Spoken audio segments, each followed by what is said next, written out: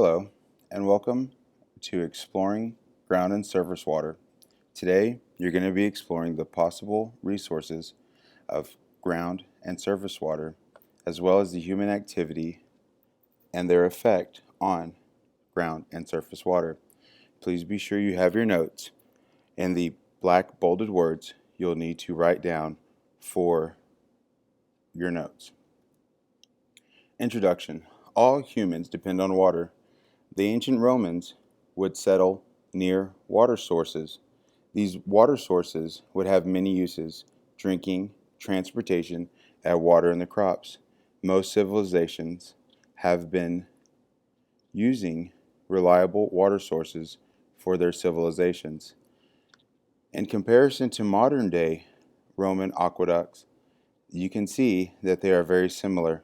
They both intake water and use it to help their city. Humans have improved the ways to harness water consumption. These are wells, reservoirs, and irrigation systems. Water and life. In the past, humans have disposed of their waste in rivers and streams. Of course, now we know this causes pollution. If we pollute the same rivers and streams we use to collect drinking water, then we will have polluted drinking water, and no one wants that.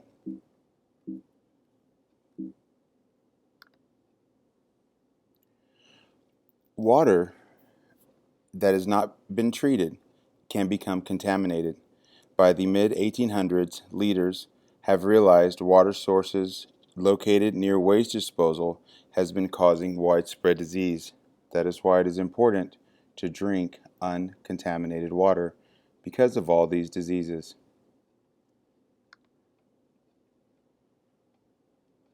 It has caused water and sewage treatment plants to be developed to help prevent the disease of waterborne illnesses. Waterborne illnesses are responsible for nearly 2 million deaths each year. This can be stopped by not polluting water and having a better water and sewage treatment plant. Fresh water is found mostly on land. Fresh water contains very little salt or other impurities. Humans need fresh water because humans can only drink fresh water. Fresh water has a number of properties that distinguish it from salt water. Salt water is usually found in oceans and in some inland lakes. Fresh water is less dense than salt water. In the most saltiest water, you can sit and read a book like the man in the picture. Surface water is groundwater collected on the surface or in a stream, river, wetland, or ocean. Many different large and small organisms live in the surface water. Surface water sources are from rain and melting snow. It collects on the ground or flows into various bodies of water. Most of the surface water eventually ends up in the ocean. Runoff. After precipitation, water collects on the land. It may soak into the ground or run off.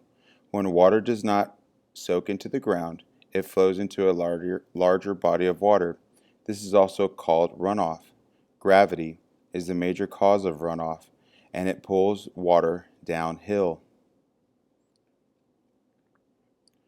Water flows over land and picks up particles of soil or rock, eroding the ground and forming channels. As more and more runoffs occur, these channels become deeper and wider, eventually forming streams and rivers. A watershed is an area of land where all of the water that it is under and drains off of it goes to the same place. Watersheds are separated by divides, that is, land that is at a higher elevation, such as a mountain ridge or mountain range. As we have explored in class, Texas has many watersheds. As shown in the picture here, you can tell by the different colors, and these different colors show the different watersheds in Texas. Groundwater is located beneath the Earth's surface in soil pore spaces and in structured rock formations. The amount of water that soaks into the ground depends on the permeability of the rock or soil at the surface. The slow-moving water moves through the pores in the soil or permeable rock. This will allow subsurface water to slowly move down and replenish the groundwater, a process known as percolation, even reappearing at the surface at a lower elevation. In the diagram above, we can see that gravel is very permeable, sand is permeable, silt is not that permeable, and clay is almost impermeable. It will take many years for water to soak through the clay. Aquifers may be arranged in simple or tricky ways. We don't have X-ray vision to look up. We don't have X-ray vision. However, geologists figure out ways to find clues to look beneath the surface. Groundwater is found beneath the Earth's surface in small pores and fractures found in large rock formations. This water is readily available for human use. The formations is called an aquifer. An aquifer is an underground space that holds a usable amount of water. The water in an aquifer flows downward very slowly, and we just learned it flows because of gravity. A stream, river, or spring can resurface in an aquifer. As subsurface water moves through rock and soil, it can create a enlarged aquifer by the process of erosion. The water table. When material becomes so full of a liquid it cannot hold anymore, we say that it is saturated.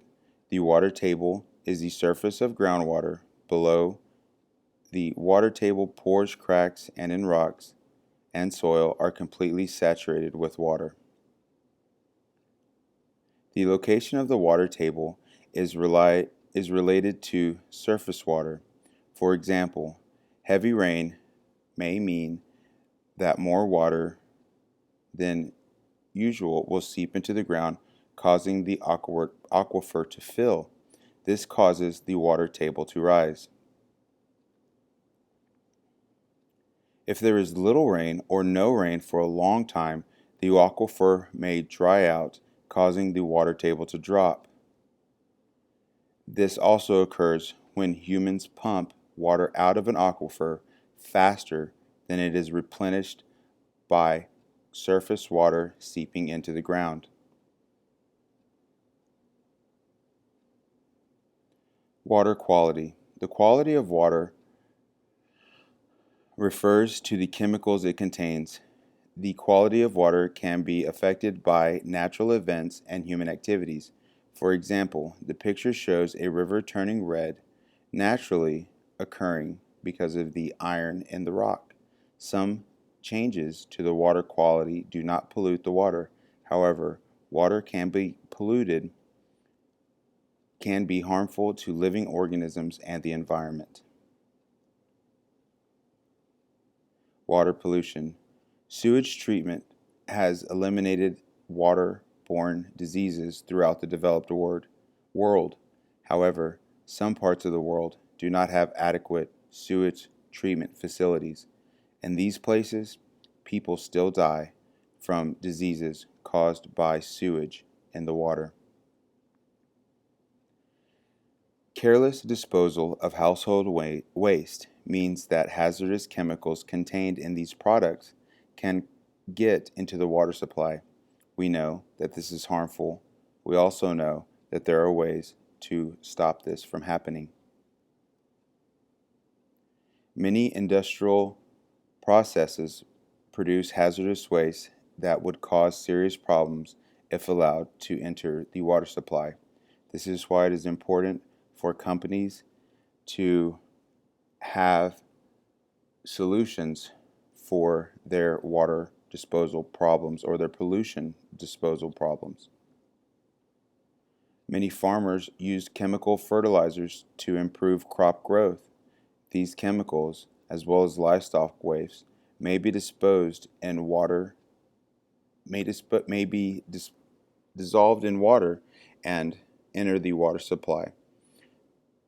Again, we have ways of fighting this, and that is making sure that we buy food and products that don't cause this type of pollution and reward companies for their positive water disposal.